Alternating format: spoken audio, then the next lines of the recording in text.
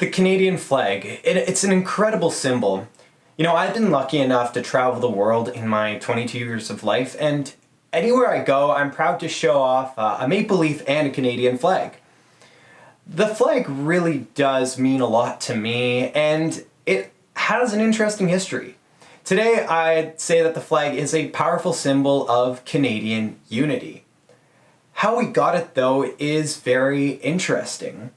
In today's Lesson in Canadian, we're going to look at the history of how Canada got its flag.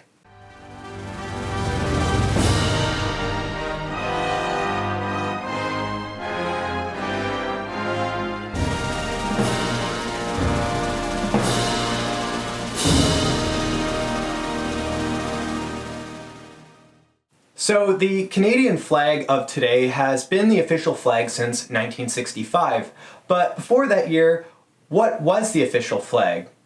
Well, officially Canada's flag was just the Union Jack. Canada was, of course, a dominion of the British Empire, and because of this sort of colonial status, our official flag was just Britain's flag. However, Canada went through several years of having unofficial flags. The Canadian Red Ensign flag was unveiled as a flag to be displayed on Canadian naval ships. This flag was Canada's unofficial national flag for many years, and it went through a few changes, mainly because new provinces were added to Canadian Confederation, so the shield on the right side of the flag was adapted to be more representative. The First World War was a major turning point in Canadian history because Canadians no longer felt that they were just British subjects. The war made Canadians feel distinctly proud to be Canadian. A few years after, in 1921, King George V granted royal arms to Canada, and Canada's new coat of arms was added to the Red Ensign flag. That remained the unofficial flag until 1957, when the green maple leaves on the coat of arms were changed to red. In the 1920s, the discussion of creating a new national flag emerged. In 1925, a parliamentary committee was established to discuss the creation of a Canadian flag, but that didn't really go anywhere. In 1946, a new parliamentary committee was established to consider designing a national flag, but Prime Minister William Lyon Mackenzie King cancelled it. So the Red Ensign was here to stay. Now, in 1956, Lester B. Pearson was the Secretary of External Affairs under Prime Minister Louis Saint-Laurent. That year, there were fears of a potential military conflict in the Suez Canal in Egypt. So in short, Pearson helped de-escalate a potential war by encouraging the UN to deploy a peacekeeping force to the region to ensure that no conflict would emerge. These efforts were successful, and Pearson would earn a Nobel Peace Prize for the way he proposed handling the issue. But what does this have to do with the flag? Well, the Peacekeeping Corps, led by Canadian Lieutenant General Edson Burns, had many Canadian soldiers. When they arrived in Egypt, they were treated with a fair amount of hostility. With the Canadian Red Ensign on their uniforms, they were mistaken for British troops. Pearson took note of this concern. In 1958, he became the new Liberal leader, and he was at that time serving as the leader of the opposition to the John Diefenbaker Conservatives. In 1960, Pearson declared that he would resolve the flag problem, as he called it. Pearson was a staunch Canadian nationalist and a veteran of the First World War, and after what happened at Suez, he made this one of his missions. In 1963, the Liberals won the federal election, and Lester B. Pearson was now Prime Minister of Canada. Pearson vowed to establish a new Canadian flag by 1967, which would be the 100th anniversary of Confederation. In 1964, Pearson presented his proposal for a new national flag to the House of Commons. The Pearson Pennant, as it was named by John Diefenbaker, was a flag that included two borders to represent Canada's maritime borders and three connected maple leaves, just like the maple leaves in the coat of arms. The pennant was designed by Alan Badeau, who, by the way, was a former lieutenant commander of the Royal Canadian Navy. And a fun fact about him is that he went to the same school where I went, and that school was Ashbury College. The Pearson Pennant was not quite uniting Canadians, so a parliamentary committee was formed and it gave Canadians 6 weeks to submit their designs for a potential Canadian flag. Over those 6 weeks, Canadians submitted over 5,000 designs for a potential flag. And let me tell you, some of these submissions were amazing. Eventually, the committee rounded down to a top 3, but before we get to those, let's talk about some of the submissions that got rejected. By the 1960s, the maple leaf was a pretty significant symbol across Canada, so a lot of people tried to incorporate that as the principal symbol. At the same time, a lot of concepts involve the Great Canadian Beaver and Canadian geese. Remember, it was the 60s, so a lot of people tried to propose graphic art designs. I found this one especially hilarious. It was the British Cross of St. George with a fleur de lis in the middle and all 4 members of the Beatles in the corners. Here's a concept I found especially interesting. Obviously, Canada was built on Indigenous land, so this concept was submitted as a way to highlight the fact that Indigenous people were the true Canadians, or they are the true Canadians. And as a form of protest, this concept portrays an Indigenous person in front of a Union Jack. Although this flag did not make the short list, a similar flag exists, which is the flag of the Mohawk Warrior Society. During the Great Flag Debate, a historian and the Dean of Arts from the Royal Military College, George Stanley, sent a memo to the House of Commons. In it, he said that the new Canadian flag should be simple, recognizable, use traditional colors and emblems, and serve as a uniting force.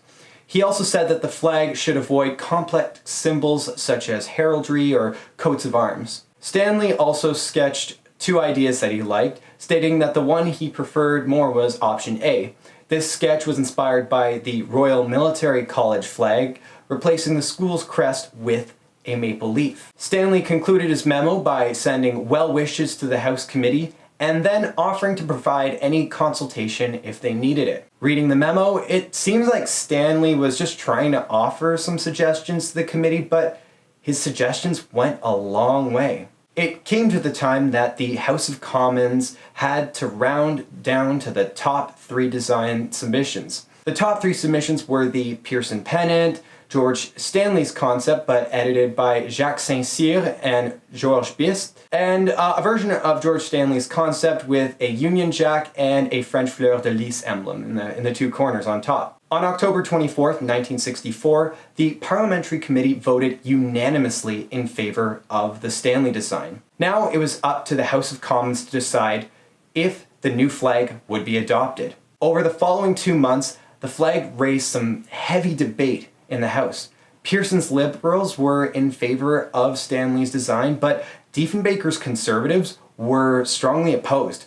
The debate came to an end at 2:15 a.m. on December 15th, 1964, when the House of Commons voted 163 to 78 in favor of Stanley's flag. On January 28, 1965, Queen Elizabeth made it official, and on February 15th, the George Stanley flag was raised on Parliament Hill for the first time in a special ceremony. And the rest is history. The Stanley flag lives on today as Canada's national flag, and you'll find it on all federal government property, including offices, parks, and military bases. The flag on top of the Peace Tower at Parliament Hill is replaced every day. Canadians can actually submit online to receive the flag after it's been taken down, but the current wait list to actually get one of those flags is 100 years, so depending on when you're watching this, you probably are out of luck and it won't be available when you're alive. When Canadians travel, they often wear Canadian flag pins, patches, and clothing because around the world, Canadians are generally treated very well. I've even heard stories of Americans who travel with Canadian flag paraphernalia because they want to be treated better by locals. The Canadian flag has also been parodied in a few ways, which is interesting. During Pride celebrations, people often fly this flag where the red bars are replaced by rainbow colors of the Pride flag. This other flag is often flown by Canada's cannabis enthusiasts. In this one, the maple leaf is replaced by a cannabis leaf.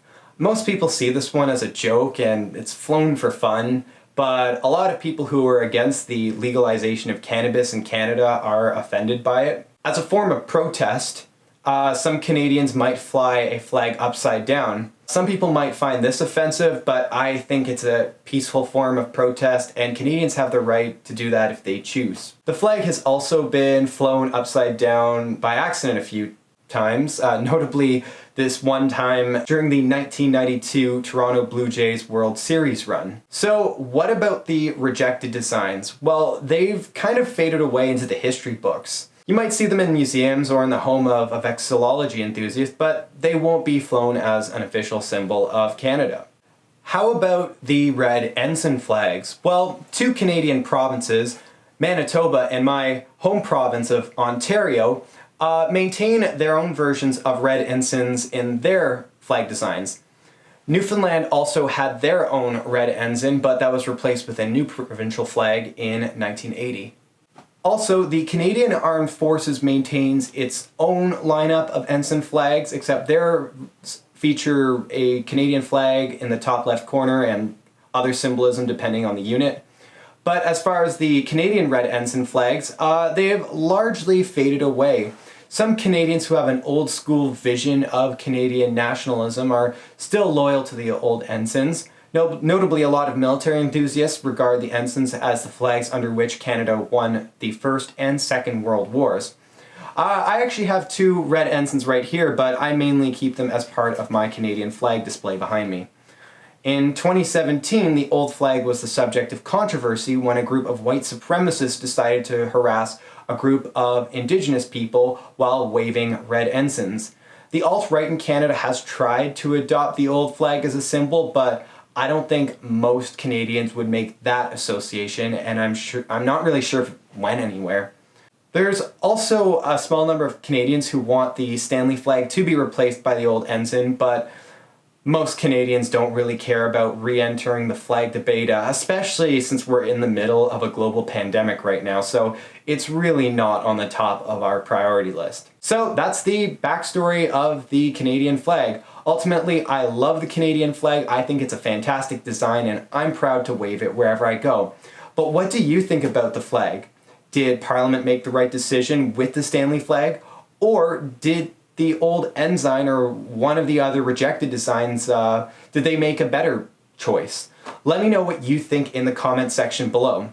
Thanks for watching. As always, there's a reference list in the description. Please don't forget to hit that subscribe button, and we'll see you in the next lesson in Canadian.